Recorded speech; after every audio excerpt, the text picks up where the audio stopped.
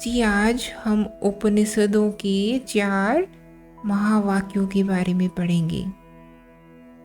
पहला महावाक्य है प्रज्ञानम ब्रह्म, जो ऋग्वेद के ऐत्रेय उपनिषद में लिखा है। दूसरा महावाक्य है अयम आत्मा ब्रह्म, जो अथर्ववेद के मांडुक्य उपनिषद में लिखा है। तीसरा महावाक्य है तत् त्वम् असि, जो सामवेद के छांदोग्य उपनिषद में लिखा है। चौथा महावाक्य है अहम ब्रह्मास्मि, जो यजुर्वेद के बृहद्रण्यक उपनिषद में लिखा है। प्रज्ञानम ब्रह्म,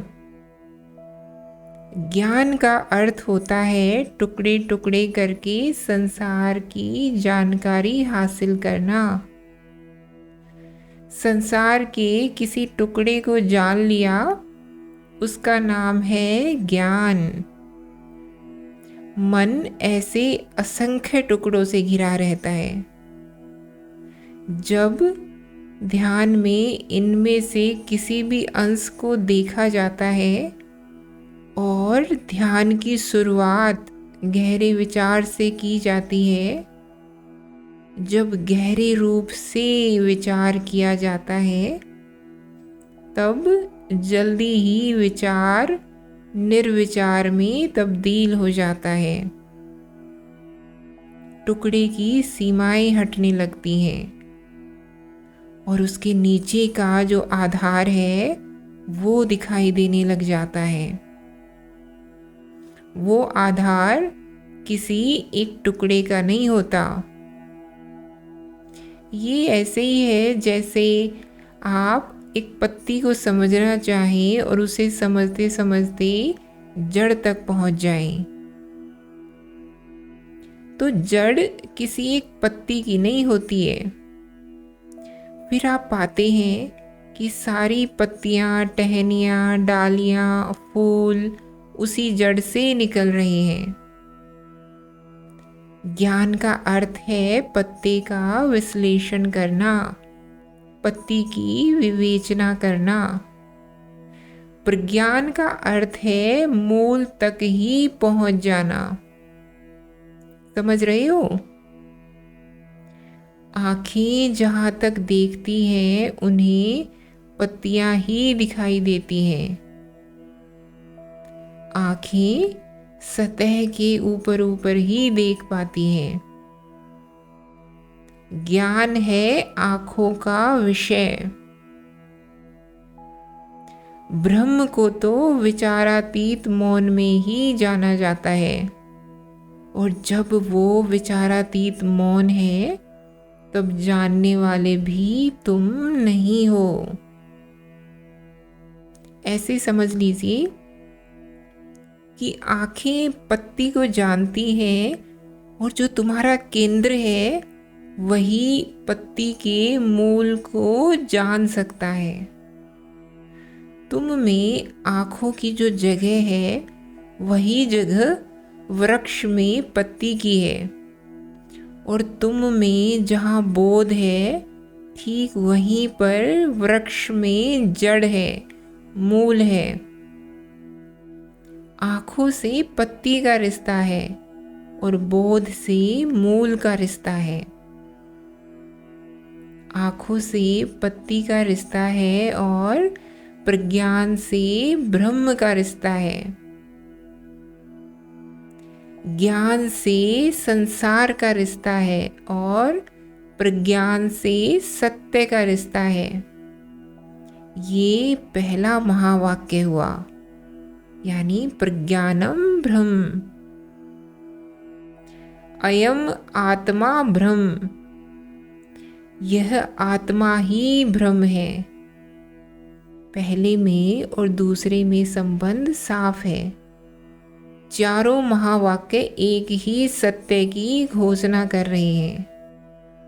जरा ध्यान से देखोगे तो प्रज्ञानम ब्रह्म और अयम आत्मा ब्रह्म में एक ही सत्य सीधे नजर आएगा।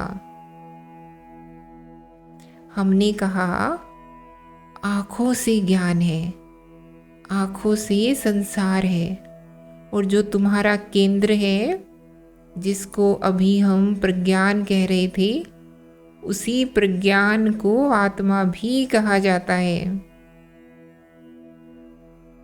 मन माने ज्ञान और आत्मा माने प्रज्ञान।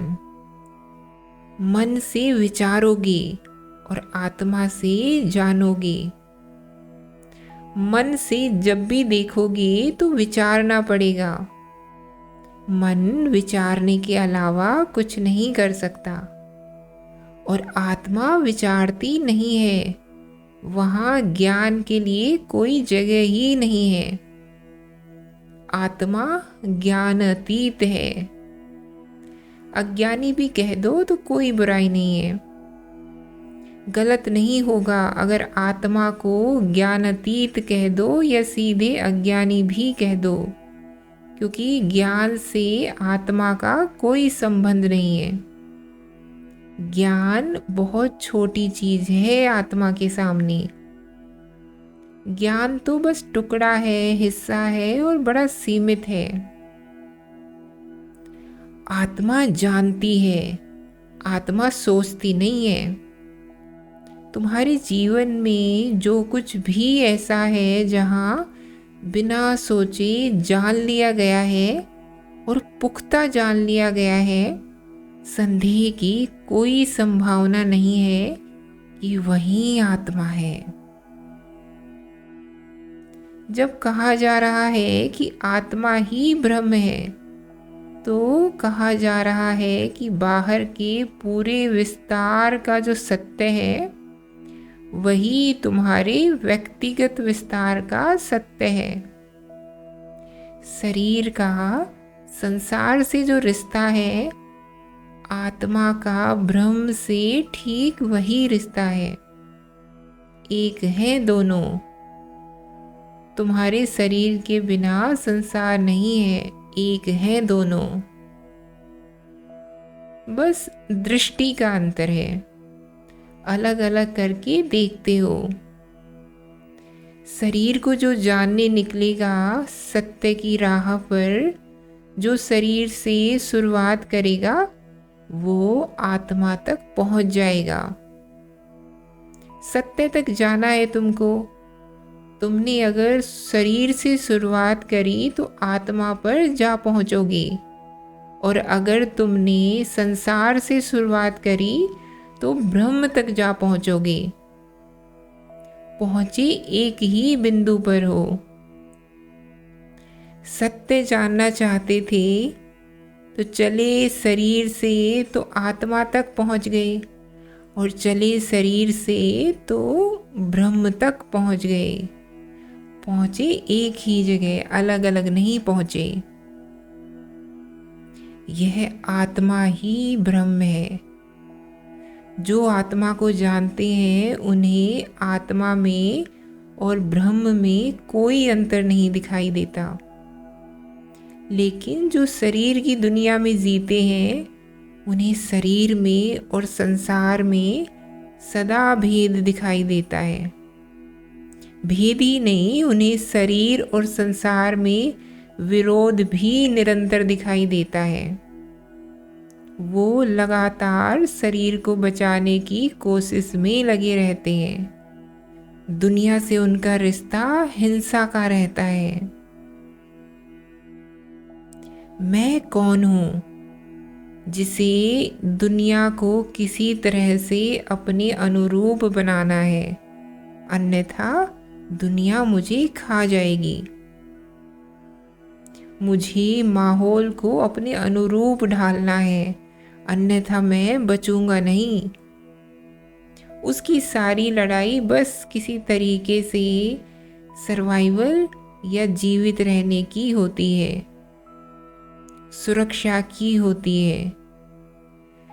जो शरीर की दुनिया में होगा, उसे शरीर में और संसार में वैमनस्य दिखाई देगा, और जो आत्मा के तल पर जिएगा वो कहेगा आत्मा और ब्रह्म एक हैं, विरोध कहाँ पे है।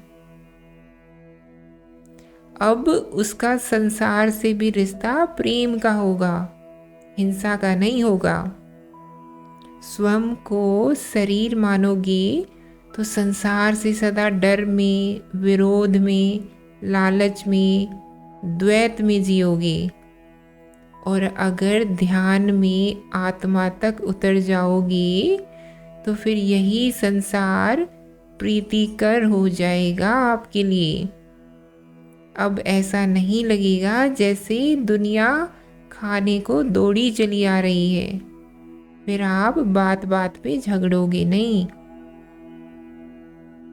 जब जब ये लगे कि मैं और संसार एक दूसरे के विपरीत हैं, विरोधी हैं, तब तब समझ लेना बड़े सतही तरीके से जी रहे हो आप। और जब जब लगे कि मैं इसका अविभाज्य हिस्सा हूँ, अलग हो ही नहीं सकता, अपरिच्छिन्न हूँ, जब भी कभी ऐसी अनुभूति उठे तो जान लेना कि तुम नहीं, आत्मा बोल रही है। यही है दूसरा महावाक्य। तीसरा है तत्त्वमसि। पहले और दूसरे को जिसने जान लिया वो सहज ही तीसरे में उतर जाएगा। कोई नई बात नहीं कही गई है, क्योंकि कोई दूसरी बात है ही नहीं कहने के लिए। एक ही बात है, उसे अनेक रूपों में कहा गया है। तत्त्वमसि, वह तुम ही हो, वह सत्य, वह ब्रह्म, वह तुम ही हो। जब यहाँ तुम कहा जा रहा है तो निश्चित रूप से उससे नहीं कहा जा रहा जो स्वयं को देह जानता है, जो देह अभिमानी है। ये महावाक्य एक विधि जैसा है जो तुम्हें याद दिलाएगा कि कहा तो उससे जाएगा जो कान मात्र है, जो अपने आप को कान समझता है कि मैं कान से सुन रहा हूँ, पर सुनने के फलस्वरूप अचानक तुम्हें कुछ याद आ जाएगा कि हाँ हाँ ठीक कहा, मैं ही तो हूँ। ये जो मैं है ये शरीर रूपी नहीं है, ये वो नहीं है जिसको तुमने अपना नाम दे रखा है, जो कभी पैदा हुआ था, जो किसी का भाई है, किसी की माँ है। ये उससे नहीं कहा जा रहा है। तत्त्वमसि पड़ेगा उसी के कान में, क्योंकि शब्द है तो कान में ही पड़ेंगे ना। पर कान में पड़ते ही वो उसे बदल देगा, त्वम बदल जाएगा। जिसने सुना वो त्वम दूसरा था, और सुनकर के ध्यान में जिसने जाना वो दूसरा है।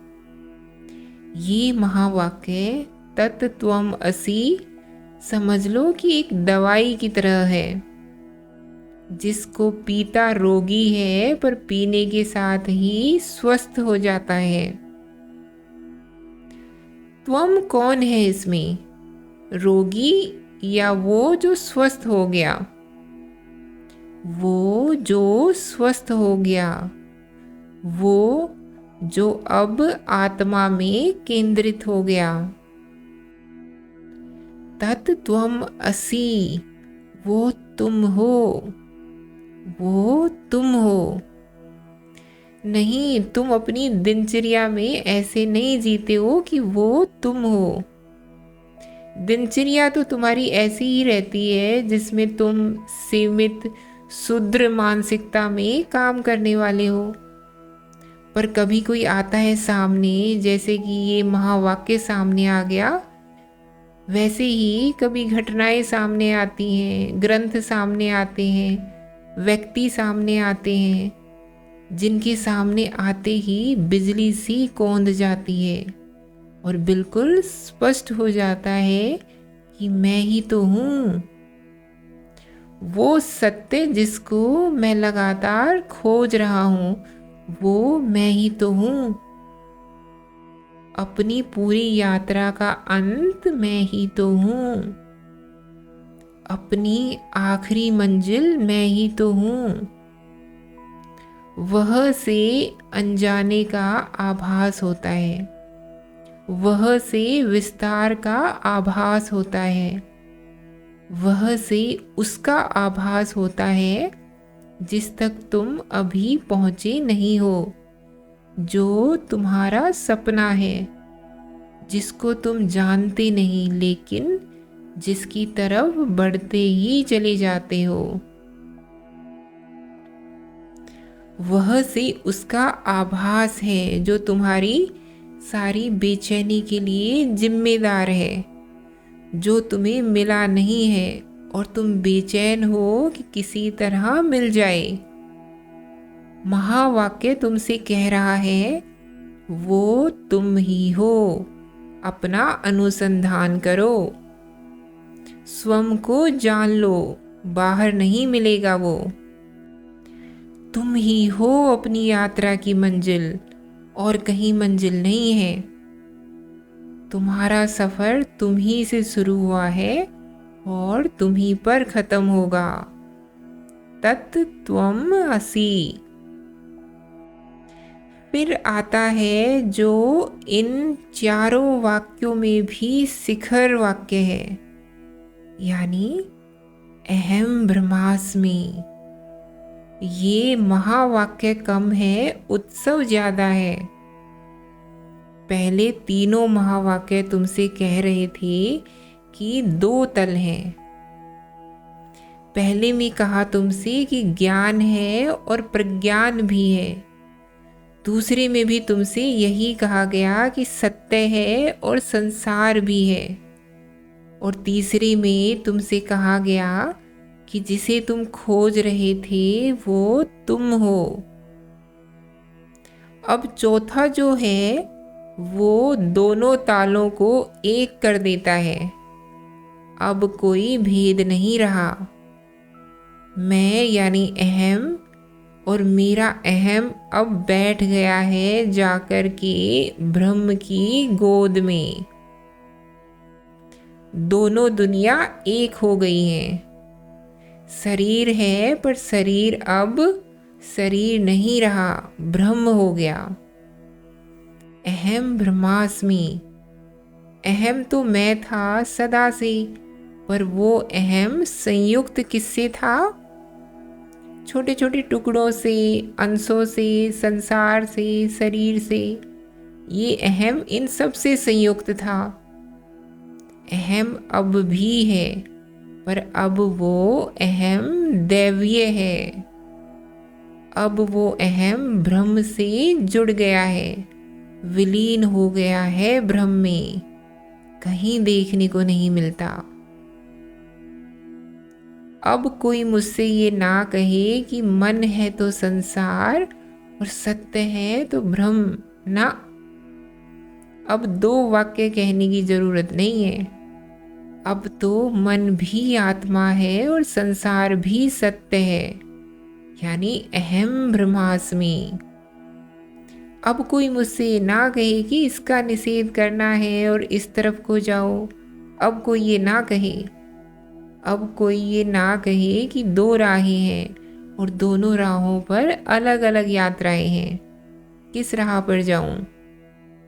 मैंने अब बिंदु को पा लिया है जहां सब जुड़ता है, जहां परम योग होता है।